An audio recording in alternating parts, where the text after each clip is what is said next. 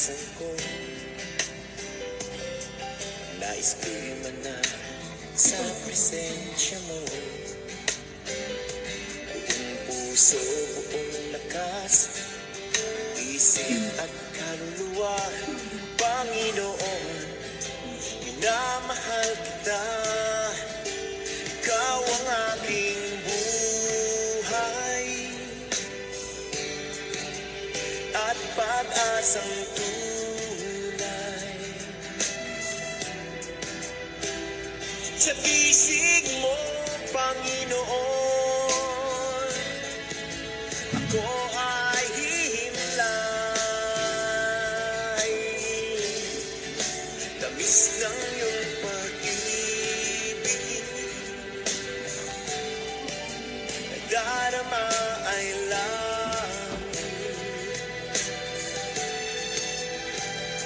Sa piling mo, Panginoon, kailan may di ka magpapalit.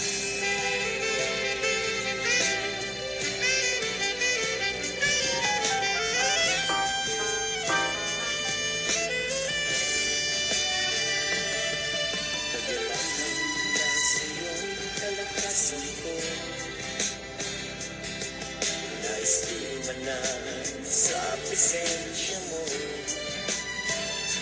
Buong puso, buong lakas, isip at kaluluwa, Panginoon, minamahal kita. Ikaw ang aking buhay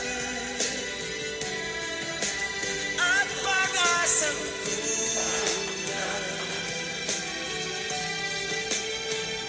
sa bisig mo, Panginoon, ako ay hihimlay. Tamis ng iyong pag-ibig, higit pa ito sa langit. Sa piling mo, Panginoon, kailan may di ka'y magpapalit.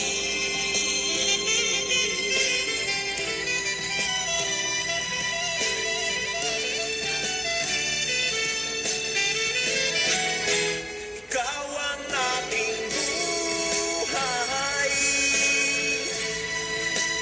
at pag-asang tunay. Sa bisig mo, Panginoon, ako ay himlay.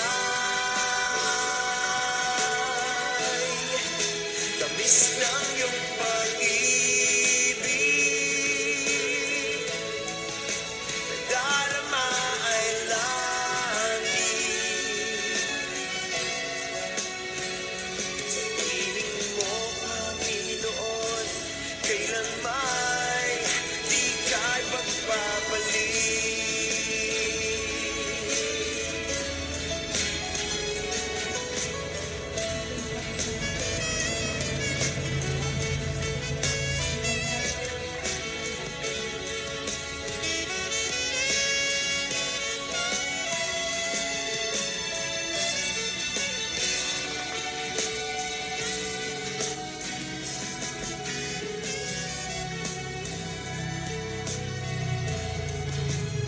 Praise the Lord. Isang magandang gabi po sa ating lahat, mga minamahal na mga kapatid. At once again, today is Friday. Ito po ang ating JCLG Online Bible Study.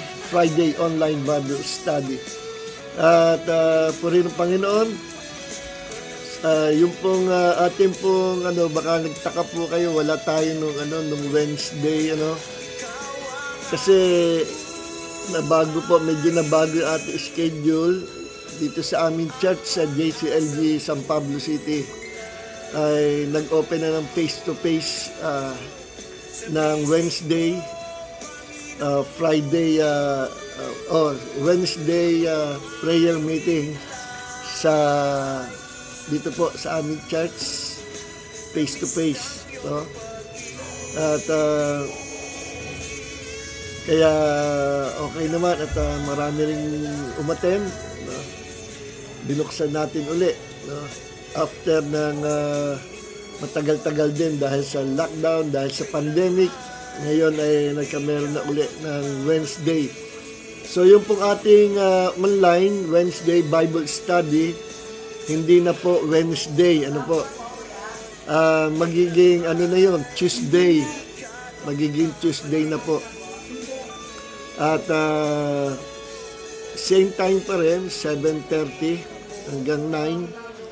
Tapos yung pong ating Friday, ito pa rin. No? So sa halip na Wednesday, ay ginawa po nating Tuesday yung pang Wednesday. At ang Friday naman, yun pa rin. Ano po? Kaya meron tayo ngayong Friday.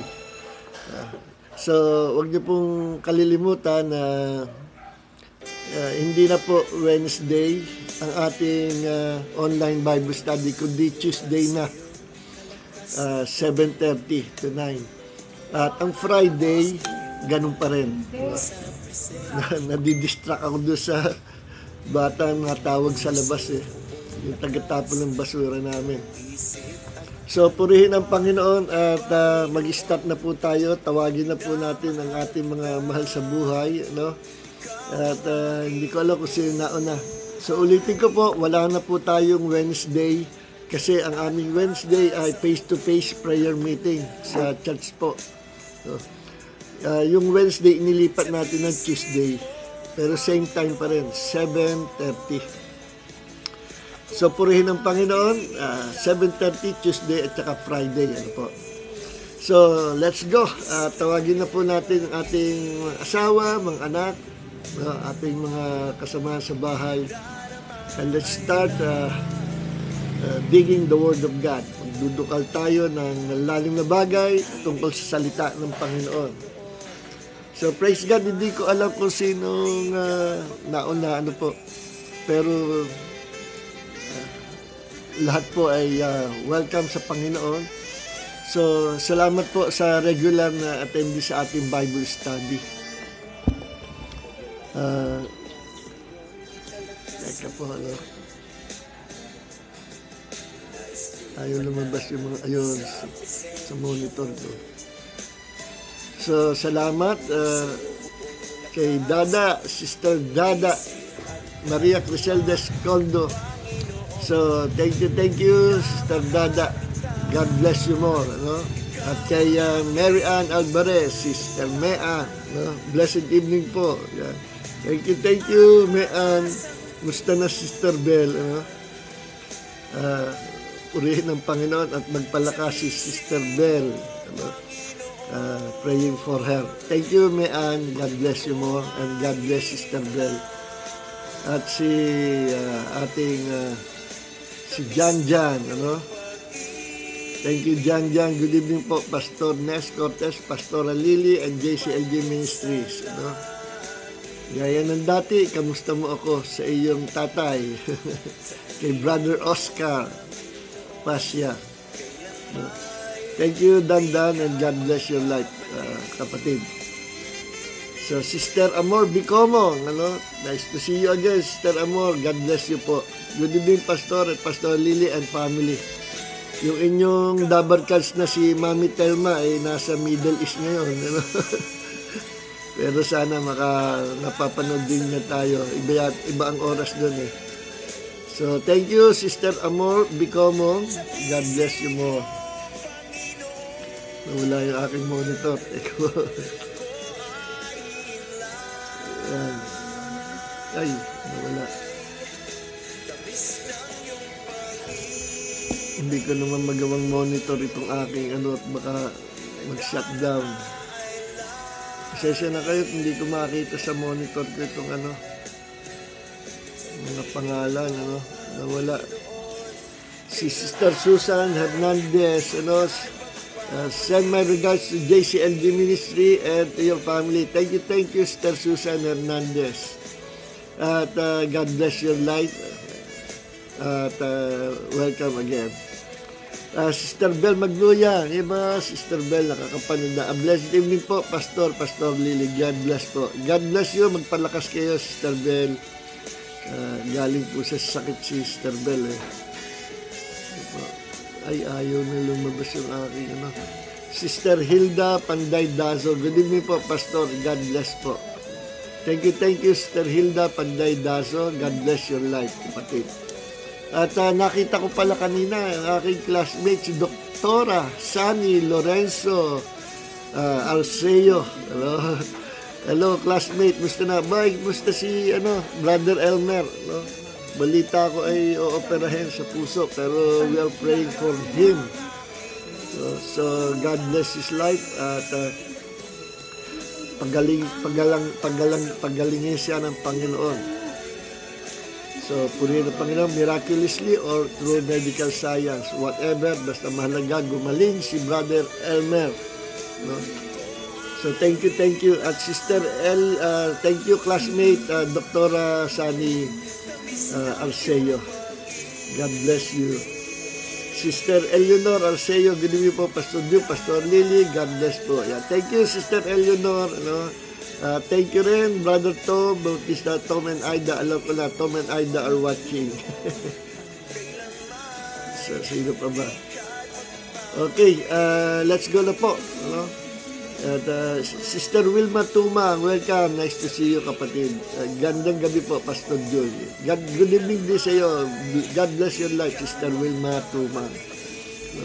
Okay, let's go na po. At meron tayong mahalaga pag-aaralan about giving. At Sister Lisa Lee. Hello, Sister Lisa Lee. Blessed evening po, Pastor Joy and family viewers. Thank you. God bless you and your children, Sister Lisa Lee. Yan. Okay. Sister Rosie Marabe Cruz. Thank you, Sister Rosie. Musta na kayo? God bless you. God bless your life, Sister Rosie Marabe Cruz. Musta kay Sister Suzette? So, praise God. Let's go na po. Ito, Sister Ansig, Francisca Armamento. Nice to see you again, Sister Ansig. But si Sister Ari Omnial. Nice to see you, Sister Ari. Musta ka na? Pagpalain po kayo ng Panginoon. Okay, let's go, mga kapatid. At as much as possible, kinocompress ko po ang time natin para huwag tayong gabihin. So, let's pray. Hallelujah. Salamat dito sa awit po ng ating kaibigan si Pastor Luis Baldomaro. Salamat po sa patuloy, Panginoon, na pakikisama at pagpapalakas sa amin ng iyong banal na Espiritu. Salamat po sa iyong kapangyarihan. Ikaw po ang aming teacher, O Holy Spirit. We welcome you tonight. Thank you, Lord. Empower us and fill our hearts with the revelation knowledge of your Rhema words. Maraming po salamat. Panginoong Jesus, fill us tonight with the fresh anointing of wisdom and revelation. At sa gabi ito, makikita po namin ang mga kaliwanagan ng kalaliman ng iyong kapahiga sa isalita. And as we believe and receive your words, our hearts, our whole being will be filled with life because life comes from your words, and our hearts will be filled with faith because faith comes by hearing and hearing by the word of God. Salamat po at sa lahat-lahat ang kapurihan. We give back all the praises and the honor, Lord. All honor and glory belongs to our Lord God the Savior, Jesus Christ. Amen. Amen and amen.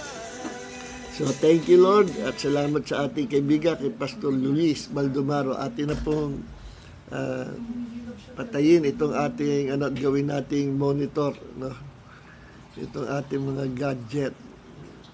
Alright. Okay.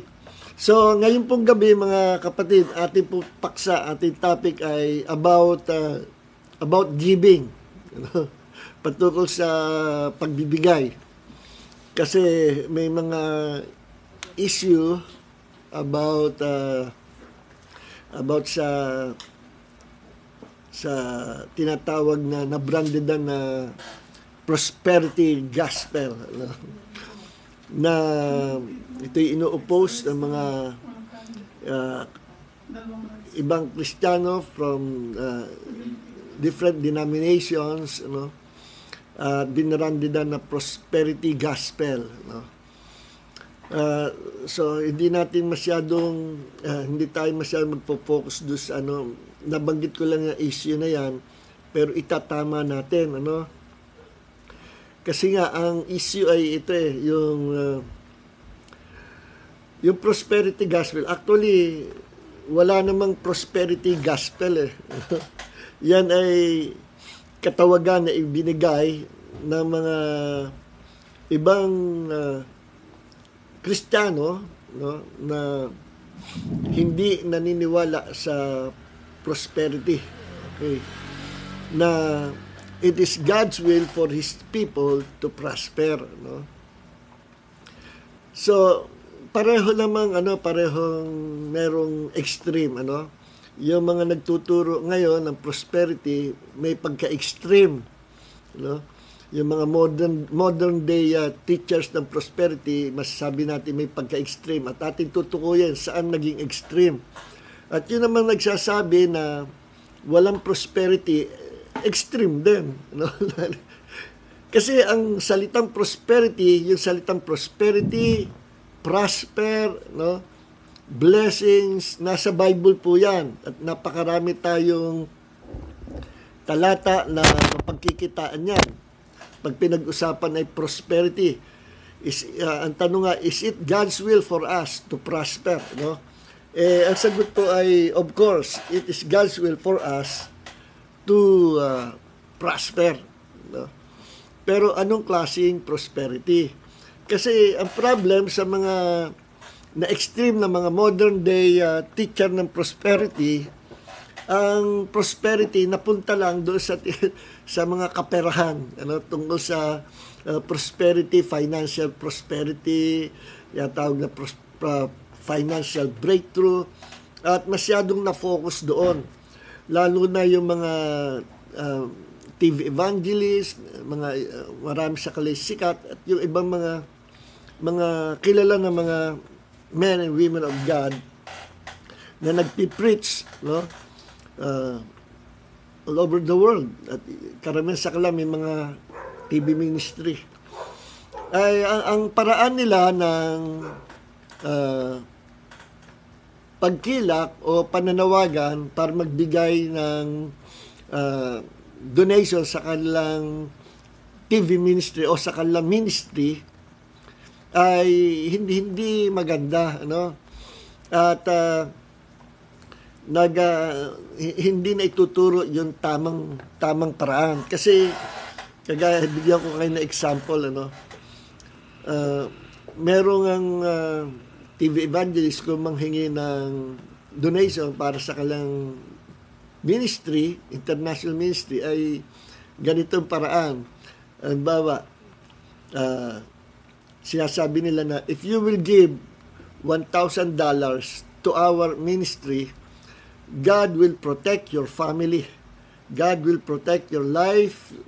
God will protect your family from all the attacks of the enemy. No? Yan ang banat, ano, na masasabi natin na very unbiblical, very unscriptural. Hindi po ganon. Kasi yun ay may halong pandaraya, masabi natin. Manipulation, that's the word. Yun ay uri ng manipulation. At anumang manipulation o mga daya, panliling lang, or manipulation, no, ay uri din ng witchcraft. Witchcraft po yan nasa branch ng witchcraft yan. You know? Kaya, let's be honest mga kapatid, at sa mga kapatid natin sa mga ibang ministry, wag sana ganon ang ating panawagan sa mga gusto nating tawagan ng pansin to give financial support or partnership sa ating ministry. Kasi hindi maganda. At isa pa, mali yung ganon salita. Paano kung wala kang $1,000? hindi ka na poprotektahan ng Panginoon. Eh, yung iba nga, meron pang level. If you will give $500, hindi ka basta magkakasakit. If you will give $1,000, God will prosper you abundantly with good health, with material blessings. Para ka nagbebenta ng produkto, para kang ahente nagbebenta ng produkto, sasabihin mo lahat ng pinakamaganda, pero yung bad side, hindi mo sasabihin. Eh, mali po yun. That is dishonesty at manipulation. At nagagamit tuloy ang salita ng Diyos, nagagamit ang pangalan ng Panginoon sa panghingi na natuturuan din ang mga nanonood na magkaroon ng maling motibo ng pagbibigay. Gaya ng paghihingi ng isa evangelist, sabi, if you will give $100 a week, God will bless you abundantly, exceedingly more than you can imagine. Parang laging pag ikay nagbigay, may kapalit ang Diyos na pinapangako nila. At mali rin po yun. Hindi dapat ganoon. Meron din naman na sa mga conferences, malalaking conferences, at yung iba doon ay mga kaibigan mo pa eh. Yung iba sinabihan ko na palitan natin yung paraan ng pananawagan ng pagbibigay. Nagbibigay tayo not to bless ourselves, nagbibigay tayo because we love the Lord. Kaso problema doon sa ibang mga kaibigan natin, kakilala natin, kung magturo sa mga conferences, sa mga seminar, ay sinasabi na sinong gusto ang magkaroon ng sasakyan, Sinong gusto magkaroon ng sasakyan? Ako po, taas ang kamay. Okay, taniman nyo ng pera ang sasakyan. Ito yung offering bag. Taniman nyo. Dali, takbo kayo sa unahan. Takbuhan naman sa unahan. Taniman nyo kaagad. Habang nandito ang flow ng anointing. Di gaya. Sino ang gusto magkaroon ng bahay? Taasan ng kamay.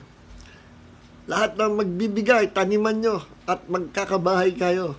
Dali, takbuhan naman doon sa pulpit sa offering bag, offering basket.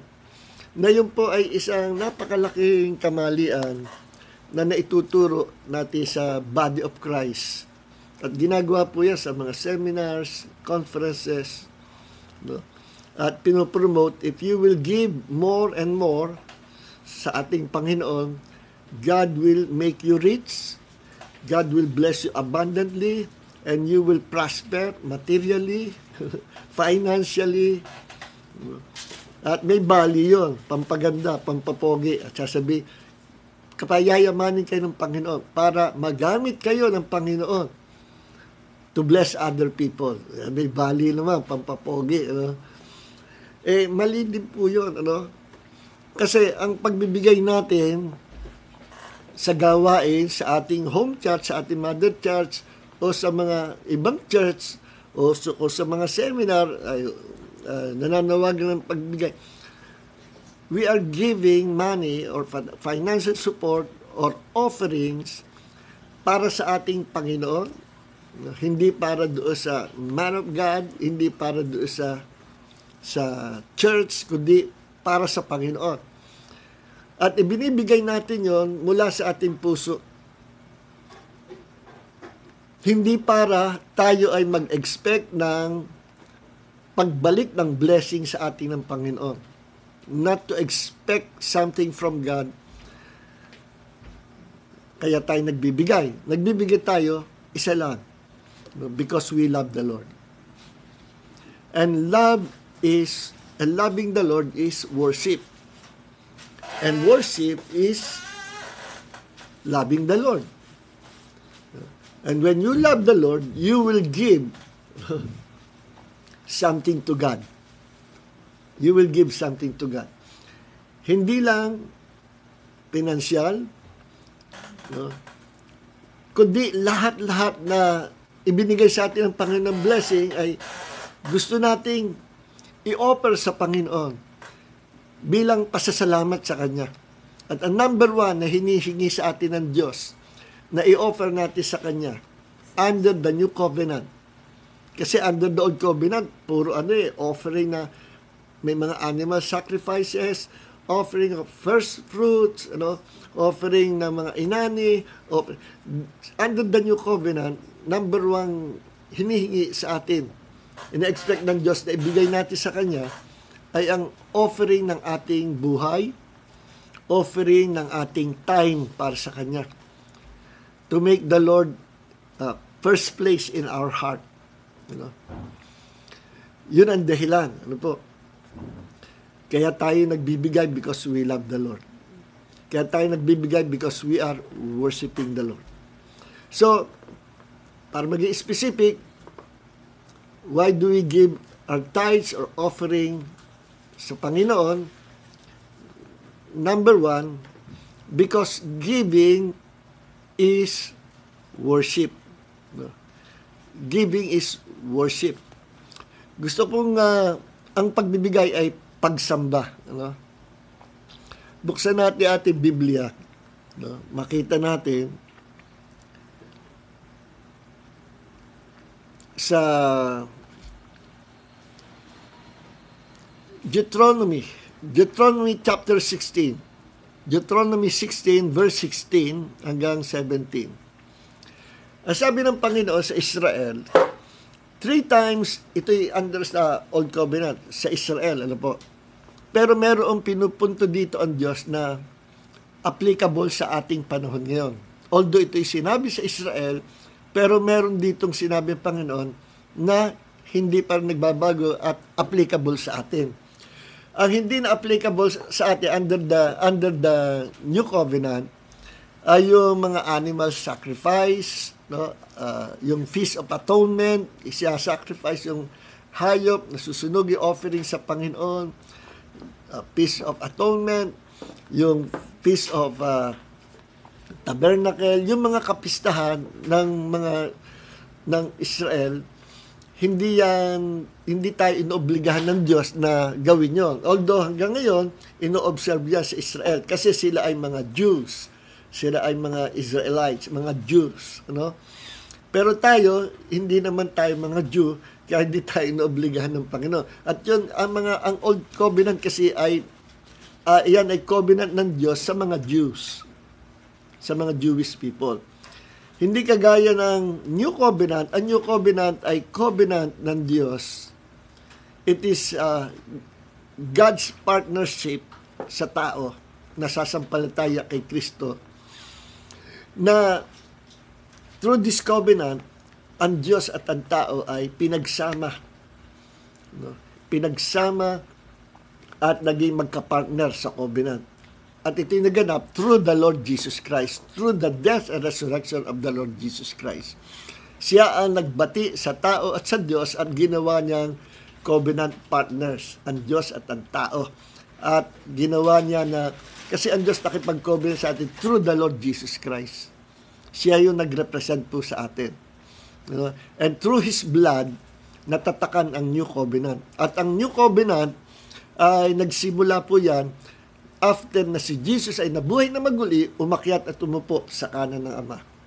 Doon nagpasimula ang bagong tipan o ang New Covenant. Noong si Jesus ay nabuhay sa mundo, nung lumalakad siya dito sa mundo, bahagi siya ng Old Covenant.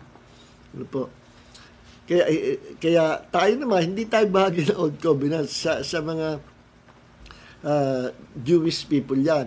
At yan ay noong unang panahon. Ang gusto ng Panginoon, whether you're a Jew or a Gentile, whether you are a Jew or ibang lahi, ay lumapit sa Kanya through the Lord Jesus Christ at magiging part ka, bahagi at covered by this new covenant which is established in better promises. Kasi ang Old Covenant, sa Old Covenant, walang naboborn again. ang born-again experience nasa New Covenant. Sa Old Covenant, ang Holy Spirit hindi makapanahan permanently sa kanyang mga lingkod, even sa mga prophets. Temporary lang. After na gamitin, after na ma-accomplish assignment, umaalis uli ang Holy Spirit. Why? Kasi hindi makakatagal ang Holy Spirit to dwell with these people na hindi naman talaga na ipapanganak pa sa Diyos. They are temporarily covered by the blood of the animals. Yung kasalanan nila, temporarily covered by the blood. Hindi kagaya sa New Covenant, ang kasalanan natin hindi covered by the blood of animals, kundi wash away, cleanse by the power of the blood of Jesus. Sa Old Covenant, servanthood. Sa New Covenant, sonship. So marami, hindi ko na po i-expound yan. Under the Old Covenant, maraming mga kapistahan ang mga ina-inobserve mga Diyos. Feast of Tabernacle, Feast of Unleavened Bread, Feast of Atonement, Feast of First Fruit. Lahat ng mga festival na yon, ang mga feast na yon ay typology ng coming Messiah. At dumating na nga ang Messiah. Walang iba kundi ang Panginoong Jesus. Maging yung Sabat na inobligahan ng Diyos ang mga Jews to observe Sabat. Dahil part yon ng Old Covenant at sinabi sa Israel. Hindi sa lahat ng tao sa mundo, sa Israel lang po. Covered sila ng Old Covenant at ang Sabat part ng Old Covenant. Pero once ikaw ay napapunta sa New Covenant, ang Sabat ay hindi na mandatory, kundi yung Sabat means rest. Wala tayong ibang rest, kapahingahan, kundi ang Panginoong Jesus. Jesus is our rest. Kaya sabi ni Jesus, "Come to me all of you who are tired and heavy laden, and I will give you rest." Si Jesus ang rest natin. Si Jesus ang Sabat natin. At bakit ang mga Kristiyano naging Sunday ang worship day? Ang mga Jews ay Saturday. Explain ko lang ng mabilis, konti lang. Number one, para ipakita na iba ang Christianity sa Judaism. Iba ang Christianity sa Judaism. Ang Judaism ay covered under the Old Covenant. At sabi nga sa aklat ng Hebrew ay gumawa ang Diyos ng bagong covenant at ang lumang covenant ay napaso na, obsolete na. So under the new covenant, covenant of sonship, covenant na kapag isang tao ay under sa new covenant, we became joint heir together with Christ. And all the riches and wealth of God's kingdom belongs to us, ng mga God's children. Yan ang dulot ng new covenant. At ang ating worship is no longer Saturday, kundi Sunday. Bakit? Kasi nagpasimula, sabi nung iba, nagpasimula yung Sunday worship, Roman Catholic. Hindi po, mali. Bago pa magkaroon ng Roman Catholic Church, pinapractice na po, according to the book of Acts, ng mga original apostles at ng mga mananampalataya noong unang panahon, na instead of Saturday, ang worship day ay ginawa nila Sunday. Why? Kasi every time na si Jesus ay nabuhay na maguli, every time na si Jesus ay magpapakita sa kanyang mga alagad, it was Sunday. Yes. No si Jesus ay nagpakita sa 11 apostles, sa 10 apostles, absent kasi si Tomas. That was Sunday. No? Kaya hindi naniwala si Tomas. After a week, Sunday again, nagpakita uli si Jesus, tinawag niya si Tomas. Tomas, ano sabi mo? Unless na mahipo mo, makita mo sugat ko, saka ka maniwala, ito, hipuin mo. Saka naniwala si Tomas. It was Sunday. Nung si Jesus ay nabuhay, alam niyo po ba, Saturday pa lang, ng 6 o'clock, buhay na si Jesus. 6 o'clock ng hapon. No? Pero nagpakita siya, after 12 hours, nagpakita siya Sunday na. Sunday. Kaya, Every time magpapakita si Jesus, Sunday. And even doon sa island of Patmos, nung nagpakita si Jesus kay John na sumulat ng Book of Revelation, it was Sunday. And take note, yung first outpouring ng Holy Spirit, no? At napuspos ang 120 believers according to the Book of Acts, chapter 2. They were so filled with the Holy Spirit and began to speak in tongues. It was Sunday. Lagi Sunday. Kaya, dahil doon, no, mabasa nyo rin sa Book of Acts na ang gathering, ang fellowship, ang araw pagsamba, ginagawa ng mga alagad, according to the Book of Acts, was always Sunday. Okay. Kapiraso lang yan, pero napahaba na rin. So, ngayon, during the Old Covenant, nagbibigay ng teka muna, balikan ko yung issue. Ano po? Dito. Basahin natin itong Deuteronomy chapter 16. Sabi ng Diyos sa Israel, verse 16, Deuteronomy 16, verse 16 hanggang 17. 3 times in a year, all your males must appear before the Lord your God in a place which He chooses. At the feast of unleavened bread, and in the feast of weeks, and in the feast of tabernacles, ang dami nilang kapistahan, And they must not appear before the Lord empty-handed. At wag silang a-appear or wag silang sasamba sa Panginoon na walang dala sa Panginoon. Nire-require ng Diyos na merong i-offer ang bawat isang mananamba. Because worship is giving. Yan sabi sa verse 17, each man must give as he is able in accordance with the blessings of the Lord your God which He gives you.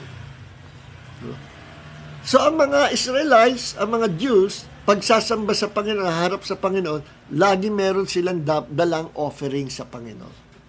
Nire-require ng Diyos. No?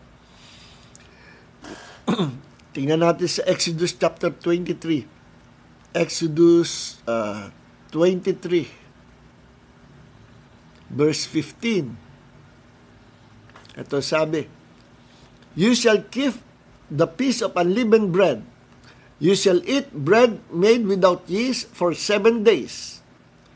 As I commanded you in the time appointed in the month Abib, for in that month you came out from Egypt, and no one is to appear before me empty-handed. Again, inulit yan. Sinabi sa Exodus, sinabi sa Deuteronomy, do not appear before me empty-handed. Meaning, huwag kayo sasamba sa akin, huwag kayo papasok sa aking presensya na walang dalang offerings. Because worship is giving.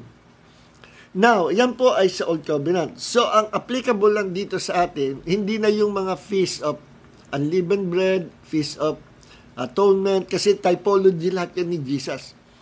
Ngayon, ang applicable dito, yung sinabi ng Panginoon na, no one is to appear before me empty-handed. Meaning, every time we worship God, meron something tayo na dadalhin sa Panginoon to offer to Him. And under the New Covenant, ang una-una na gustong i-offer natin sa Diyos, at ito ang ina-expect ng Diyos sa atin, Romans chapter 12, verse 1. Tingnan nyo. I-offer natin sa Kanya ang ating sarili. Pero yung katawan natin. No? I-surrender natin sa Kanya ating katawan. Kung ang katawan natin dati ginagamit natin sa karumihan, sa kalaswaan, sa kasalanan, ngayon ang ating katawan ay isuko natin sa Panginoon at paggamit natin sa Diyos for His glory. Yun ang gusto ng Panginoon na i-offer natin una-una sa Kanya, yung ating katawan, yung ating sarili. Tingnan, basahan natin. Therefore, verse 1 ng Romans chapter 12, therefore, brethren, because of the mercies of God, I plead with you to present your bodies a living sacrifice. Sapagkat tayo bilang mga anak ng Diyos under the new covenant, we are now, lahat tayo, belongs to our Lord God, Jesus Christ. Siya ang owner. Siya ang may-ari sa atin. We are God's possession. And we are servant of His love. Kaya sabi dito, I plead with you to present your bodies a living sacrifice. Offer natin sa Panginoon, Lord, gamitin mo ko ang aking katawan for your glory. Living sacrifice, holy, gusto ng Panginoon.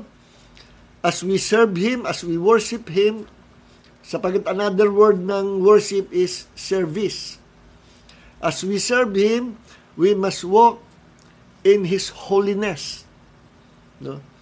Tayo ay lumakad sa Kanyang kabanalan. Gayahin natin ang kabanalan ng Panginoong Hesus. Sapagkat alam niyo sabi sa Hebrews 12:14, without holiness, kung walang kabanalan, ang mga naglilingkod sa Panginoon o ang mga believers, walang makakakita sa Diyos. Meaning, kahit sabihin mo ikay na born again, ikay Kristiyano, pag ang iyong buhay ay paiwa-iwarang at compromises sa sanlibutan at hindi ka lumalakad sa kabanalan, you might lose your salvation. Pinaiiwas tayo ng Diyos sa mga gawa ng laman.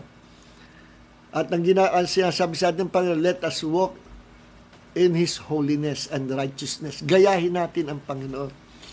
Kagaya sinabi sa Ephesians chapter 5 verse 1, na ang sabi ay, let us imitate God. Let us imitate God. At sinabi rin sa 1 Corinthians chapter 11 verse 1 ni Apostol Pablo sa Corinth, gayahin ninyo ako, gaya ko naman na ginaya ko si Kristo.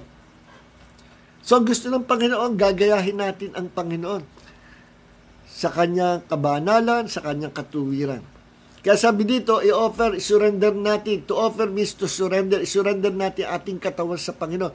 Ang kamay nito na dati humihipo ng mga maruruming bagay, ginagamit sa kasalanan, ngayon paggamit natin sa Panginoon. Offering po yun.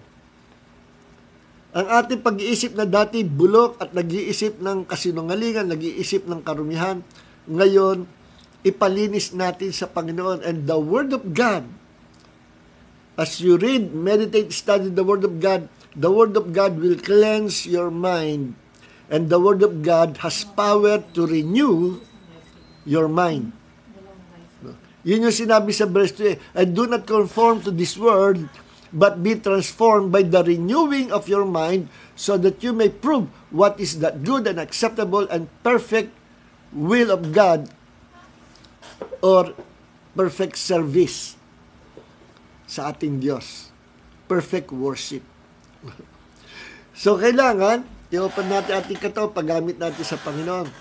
No? Na may kalinisan, ang ating paa hindi na pupunta sa lugar ng kasalanan, kundi papunta na sa fellowship, papunta na sa pagsamba, papunta sa lugar na tayo ay mag-evangelize. No? Papunta sa prayer meeting, papunta sa kabanalan. Na lahat ng acceptable to God, verse 1, which is your reasonable service. So, pagsamba, once we offer our lives to God, once we offer our body as a living sacrifice, pinagamit natin sa Panginoon, at lumalakad tayo sa kabanalan, ito'y katanggap-tanggap sa Panginoon, at ito ay reasonable service. Yung word na service at word na worship, iisa po. So, ano ibig sabihin? Every time we obey God, every time na ina-apply natin ating katawan, ginagamit natin para sa Panginoon, for His glory, ano man ating ginagawa, once na ang ginagawa ng ating katawan, dinedicate natin sa Diyos, Lord, para po sa ito, we are already worshiping God. Ano mang ating gawin? Nagwawalis ka sa church, sa kapilya, Lord, nagwawalis ako, offering ko po ito sa iyo. And God will accept your worship, offering nyo. Ano mang halaga, ibigay natin sa gawain sa Panginoon na bukal mula sa ating puso, binibigay natin may kagalakan. That is offering acceptable to God, at ang tawag dyan ay worship. Every time we obey God, we are worshiping God. Every time we express our love to our God, we are worshiping God. Because worship is expressing our love to God. And love and giving, they are one. Diba? Sabi nga nung dating TV, radio evangelist, no, ako'y bata pa, lagi ko naririnig yun eh. Nakalimutan ko pangalan noon. Gabi na yung kanyang pagsalita. Hindi pa ako Kristiyano noon. Lagi ko narinig sa radyo. You cannot love God without giving. And you cannot give without loving. Diba yung maganda? Lagi ko narinig yun. You cannot love God without giving, and you cannot give without loving. Why? Kasi iisa yun. Giving is expression of our love to God and to our loved ones. Kaya nga, di ba, pag nililigawan ng isang lalaking babae, expression of their love, kahit naman pabalat sibuyas, kunyari, mahal na mahal, yung naliligaw para sagutin, nagbibigay ng mga special na bagay.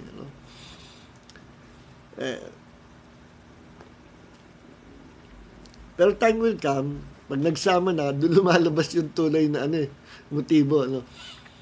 So, pwede ka magbigay na pakunwari. Pwede ka magbigay pakunwari. Ang Diyos lang nakakaalam.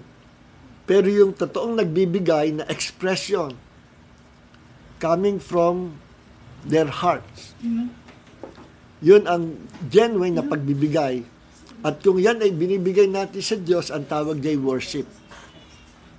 Pag binibigay naman natin doon sa inyong nililigawan o sa inyong mahal sa buhay, sa inyong asawa, that is called love. Because love is giving and giving is loving.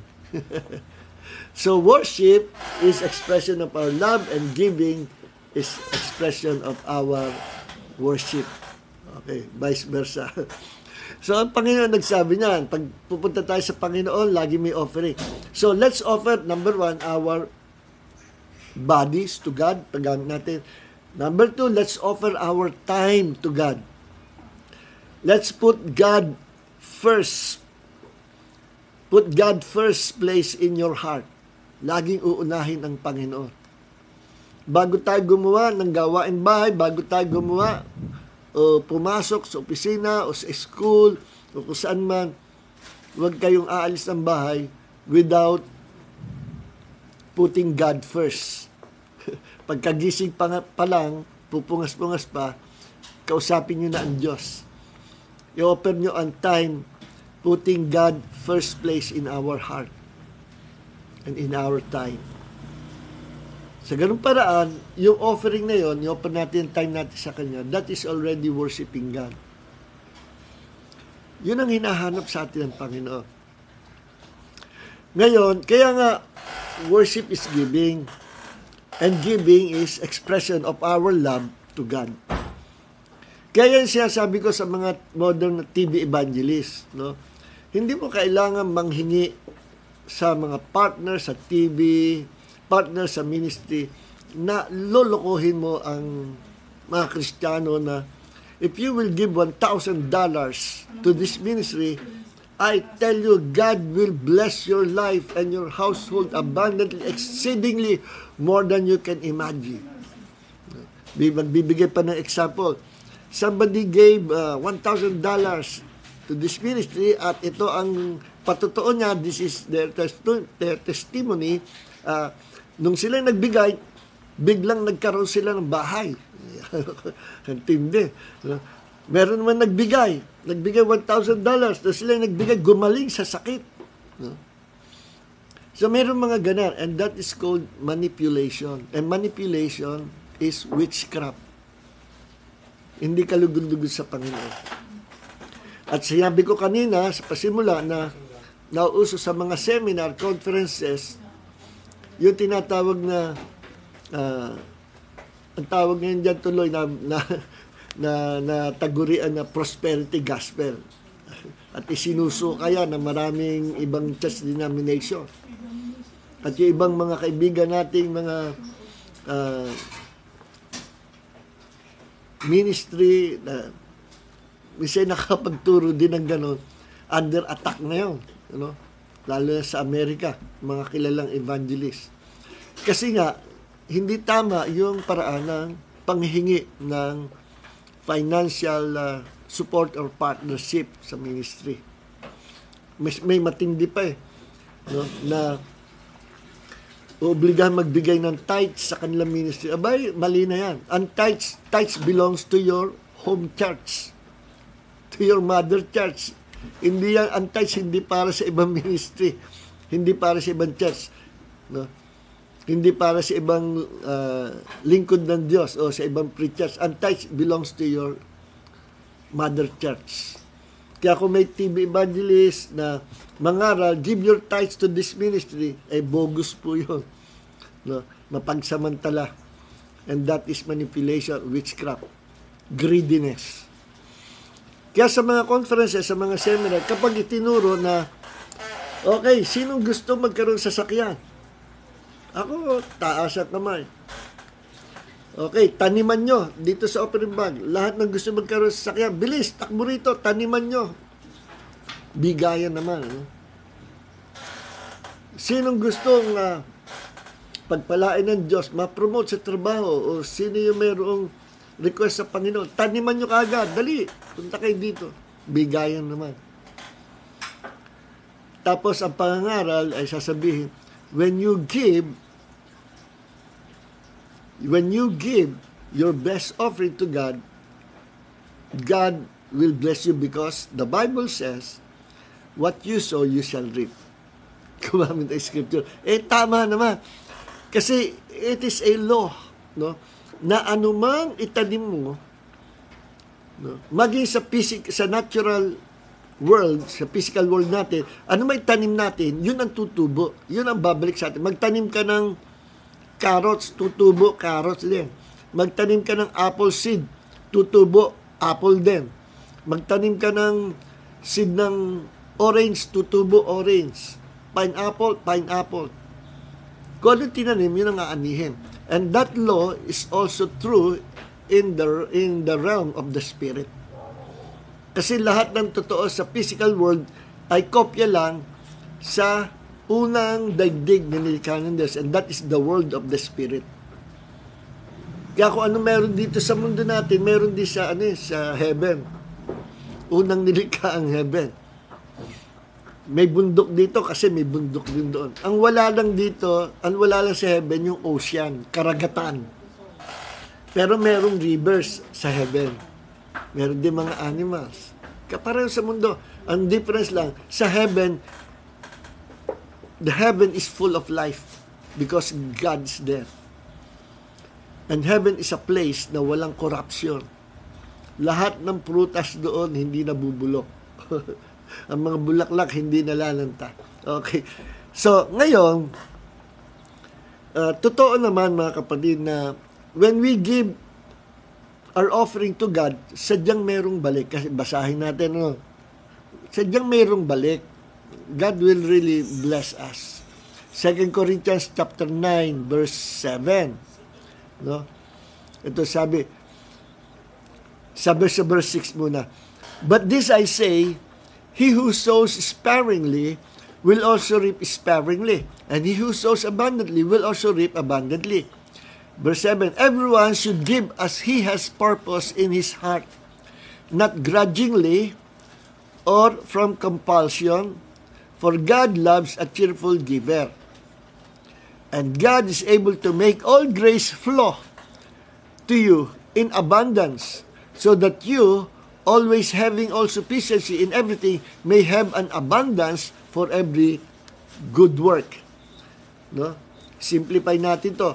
Sabi dito, ang nagbibigay ng sagana ay aani ng sagana.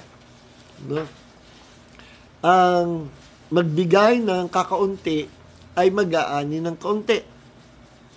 At ang pagbibigay daw ay ayon sa sinasabi ng ating puso.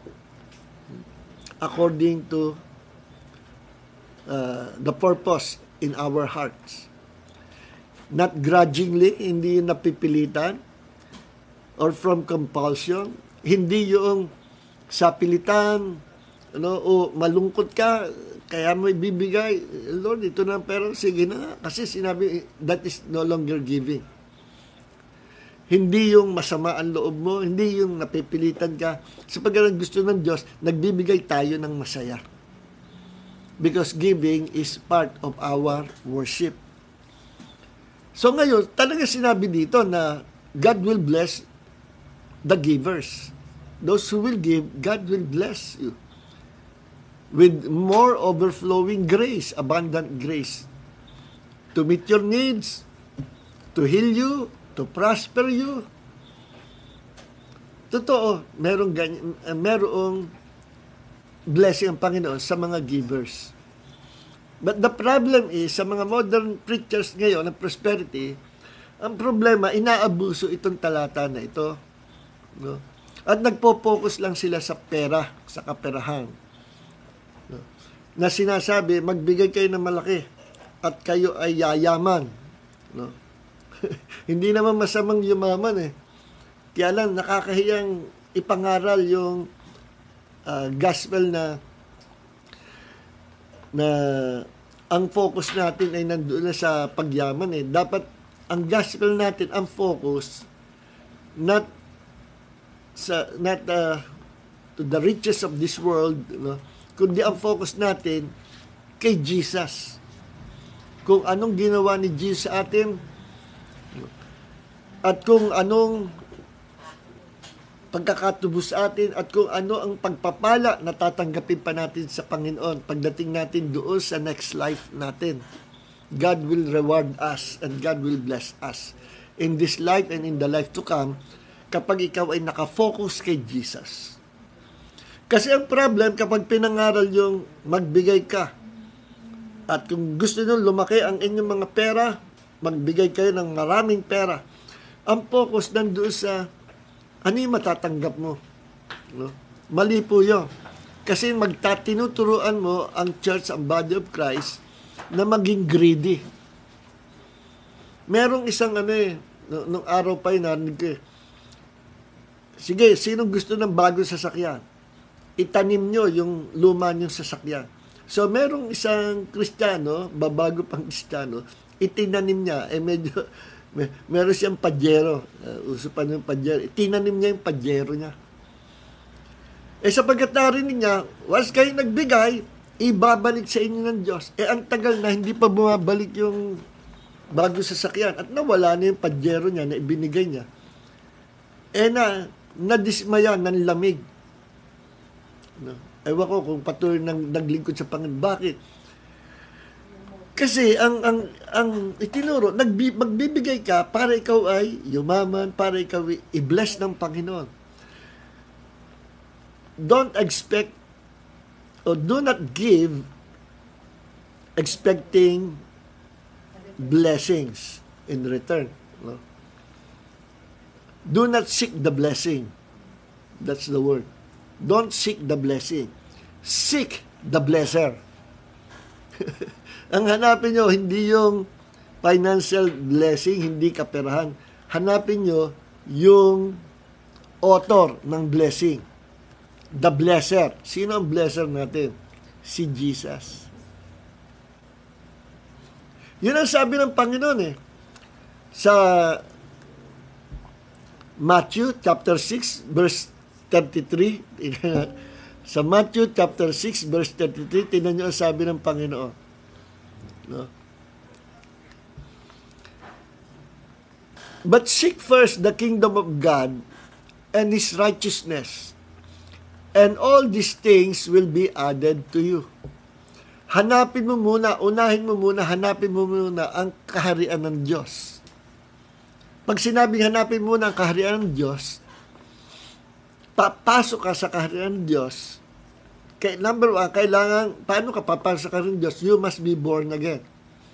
Then, after na ma-born again, pumasok ka na sa kingdom of God, mag-aaral ka ng mga batas ng kingdom of God. Mag-aaral ka kung ano yung sinabi ng Panginoon. Mag-aaral ka, tutuklasin mo from His Word kung ano yung kalooban ng Panginoon. kung ano yung gusto ng Panginoon. No? Mag-aaral ka sa kingdom of God. Seek first the kingdom of God. Then, lalakaran mo yung itinuturong katuwiran ng salita ng Diyos. Kaya sabi, seek first the kingdom of God and His righteousness. And all these things will be added to you. Yung iba, ipinapangaral, seek first the kingdom of God. Pinuputol. And all these things will added to you. Ayaw nang banggitin yung righteousness. Kasi yung kingdom of God, yung pagpasok, maganda. Pero, yung iba, nahihirapan pagdating doon sa righteousness. Ano ba ang righteousness? Kailangan bibitawan mo yung mga kasalanan. Bibitawan mo yung mga bisyo. Bibitawan mo yung mga carnal things na makapagpapabagal sa paglago mong spiritual. Isusurrender mo lahat sa Panginoon. That is righteousness. Iiwan mo ang dating buhay makasalanan. Huhubarin mo ang kasalanan na pinamumuhay mo nung ikaw ay hindi pa born again. Huhubarin mo at ibibihis mo ang katuwiran ng Panginoong Jesus. Yun ay ibig sabihin, seek first the kingdom of God and His righteousness. At may pangako ang Panginoon. All these things will be added to you. God will meet all your needs. God will bless your life. So, ang dapat ituro ng mga mangaral ngayon, modern day preacher ng prosperity, totoo may prosperity. You know? Mali naman kasi yung ibang mga churches, lalo na yung mga cessationists, who don't believe in prosperity. I tell you mga kapatid, meron niya sa forum niya, pinagtulong-tulungan akong at nagsabi ako, God wants us to prosper. No? Ay nagalit sila mga cessationists. No? Meaning cessationists, hindi naniniwala sa mga himala, sa gifts of the Spirit, sa power ng Holy Spirit, tapos na raw yung wala daw sa Bible perspective. Sino may sabi sa'yo? Binigyan ko nga ng 50 talata yata yung from the Bible about the word prosper and prosperity. Naku, paulit-ulit, ang dami. No? God wants us to prosper. Kaya lang, ang problem is, yung mga modern day preacher ng prosperity, masyado nila ipinokus sa pera lamang, no? At ipinanghihingi nila ng financial support sa mga partners. At merong bogus may daya, merong manipulation ang panghihingi. Ang paraan panghihingi na may manipulation ay yung, if you will give this amount to this ministry, I tell you, God will protect your life. Or I tell you, God will give you house and lot. Yung mga manipulation, yan ay mga kumbaga scammers. Naturingan mga lingkod ng Panginoon. Wag naman ganyan. Kaya yan na nakakalungkot Mga tunay na mga lingkod ng Diyos, pero sumasideline ng nagkakaroon ng attitude ng mga scammers. Alam nyo ba dito sa San Pablo, may mga dumayo na sila raw ay mga bishop at may mga doctor sila, doctors of divinity, doctors of theology, PhD, no? I think 3 yata sila, mga maiidad na, matatanda ng Kristiyano. At nag-offer sila ng siguro mag-iisang taon na course na after na matapos mo yung mag-iisang taon, 11 months daw, na course ay magkakaroon ka ng Bachelor of Biblical Studies, Bachelor of Theology, pero babayad ka sa kalanang noong panahon na yun 3,500. Pag gusto mo naman ng masteral, babayad ka ng mga 4,500. Gusto mo ng doctorate degree, 7,000 yata. Noon yun, tas nalaman ko, nagmahal. May nakarating dito. Kaya sila nabuko ko. Kasi sinasabi nila, sila daw ay registered na sa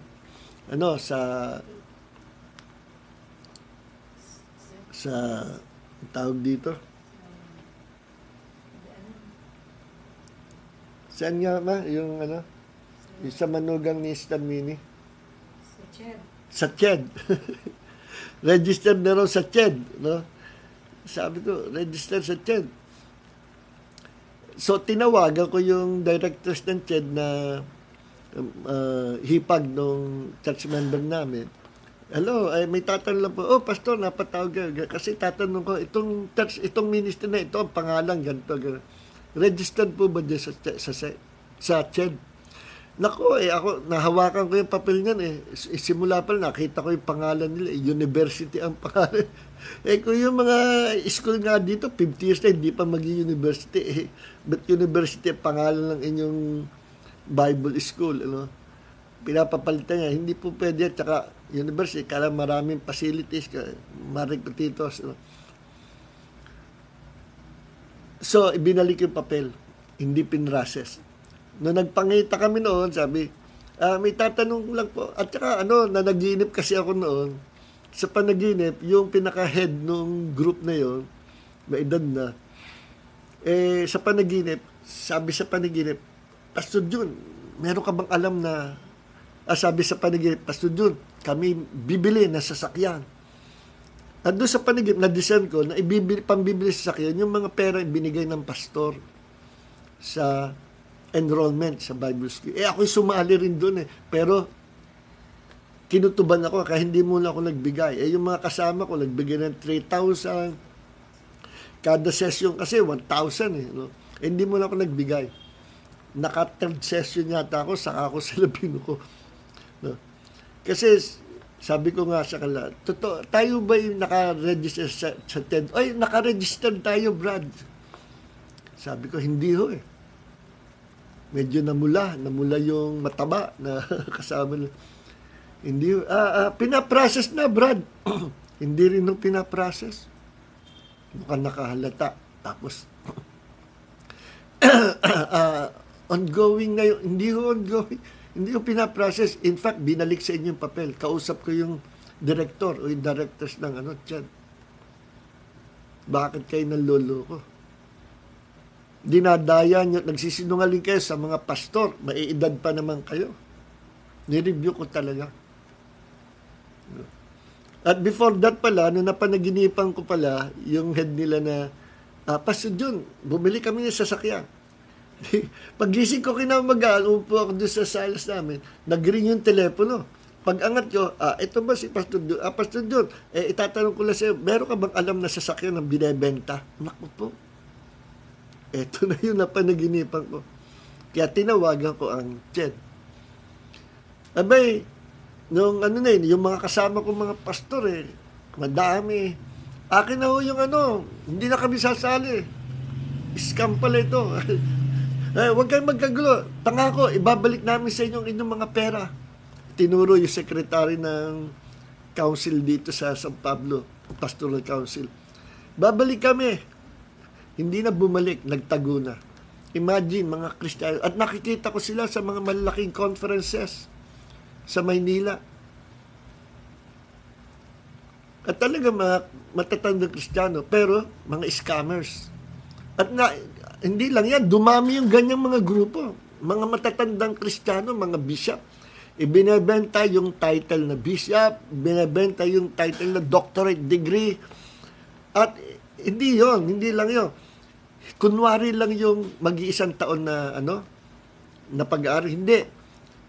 Pag nag-enroll ka na, sasabi, total kayo naman malaki ng malalawak ng karanasan nyo, hindi nyo kailangan mahabang pag-aaral.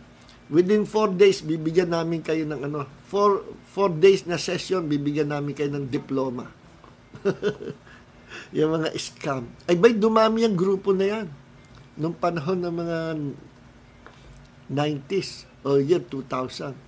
Dumami yung mga grupo na yan. So, imagine, mga Kristiyano, na paggagamit kay Satanas sa panluloko. And that is witchcraft. Okay. So, marami pa akong sasabihin. Siguro, next time, talakayin natin yung tithes tsaka offering. Ano po? So, ito ang tanong. Ano ba ang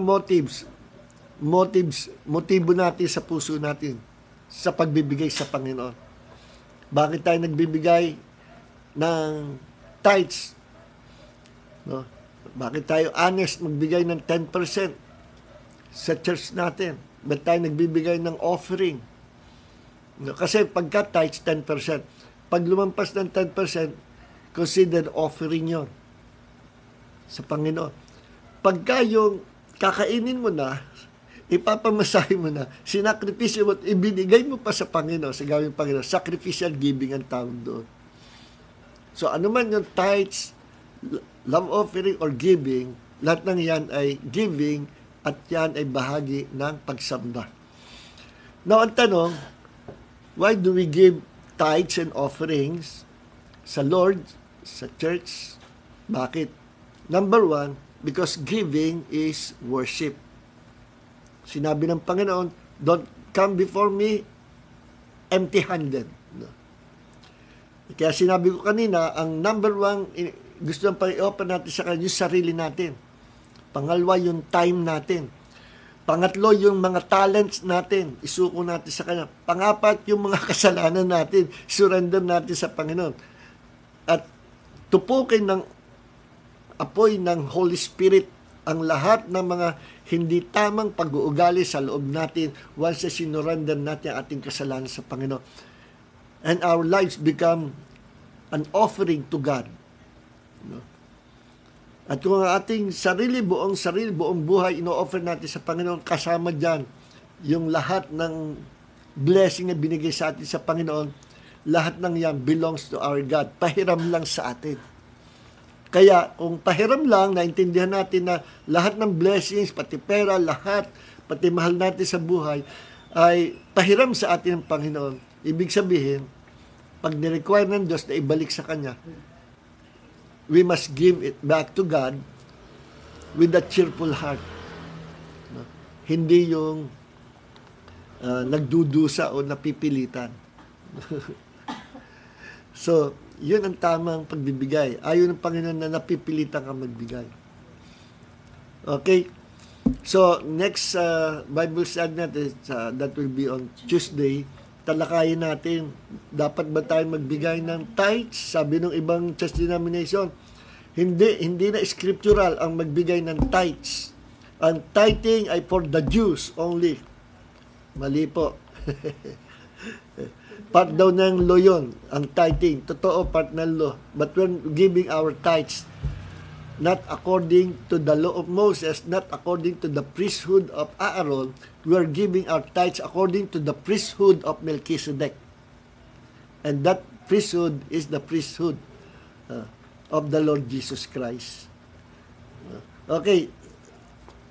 Tama na po siguro ito ang ating pag-aaral. So ituloy natin about tithes and offering next sa Tuesday naman po. So, bakit tayo nagbibigay? Ulitin ko, part ito ng worship natin. Pangalawa, bakit tayo nagbibigay? Expression of our love to our Lord God Jesus Christ. Hindi tayo nagbibigay to receive blessing. Mali po yan. Pero tinuturo yan ng iba. Hindi tayo nagbibigay to receive prosperity, to become prosperous Christian. Hindi tayo nagbibigay para maging successful and victorious. No? Mali yung mga tinuturo niya. Kasi tinuturo na magbigay ka, may kapalit. Nagbibigay tayo, hindi tayo nag-expect ng kapalit sa Diyos. Sapagkat yung tunay kang umiibig sa Panginoon, magbibigay ka sa Diyos na wala kang ina-expect na blessing or something from God in return. We are giving our best gifts to God, to our Lord, whether it is money, talent, time, anuman, because we love the Lord Jesus Christ. At tinuturoan tayo ng Diyos na why we're giving or why do we give our tithes and offering, ito tuturo sa atin ng Diyos, John 3:16. Ano ang motive ng Diyos? Bakit ibinigay sa atin ng Diyos ang pinakamalaga sa Kanya, His only begotten Son? According to John 3:16, because God loves us so much. At sa original na Greek, ang idea ng John 3:16 ay hindi lang yon, for God so loved the world that He gave His only begotten Son. Hindi lang yon. Ang idea sa Greek ay, this is how the Lord loves us. This is how the Lord loves us. He gave His only begotten Son to die for our sin. And whoever believes in Him will not perish but will have everlasting life. Anong motive ng Panginoon? Anong purpose ng Diyos? Ba't niya binigay si Jesus sa atin? Because God loves us so much. So, yun din dapat ang purpose or motibo natin sa puso. Nagbibigay tayo sa Panginoon. Gaya ng Diyos, binigay na si Jesus and the best gift for us, that is salvation. At ang binigay niya, the best, hindi latak, ha? The best. Yan ang tinuturo sa atin ng Panginoon, John 3:16. Ibigay din natin ang the best na maibibigay natin sa Kanya. Why? Sapagkat kung gaano kalaki ang pag-ibig natin sa Kanya, ganun din kalaki ang ibinibigay natin sa Kanya. Because giving is expression of our love to our Lord God and Savior, Jesus Christ, who gave His life for us because He loved us so much. So, purihin ang Panginoon. Let's pray, mga kapatid. Heavenly Father, marami po salamat sa gabi ito, sa Bible study namin. Nawa po, marami kami natutunan sa aming pag-aaral.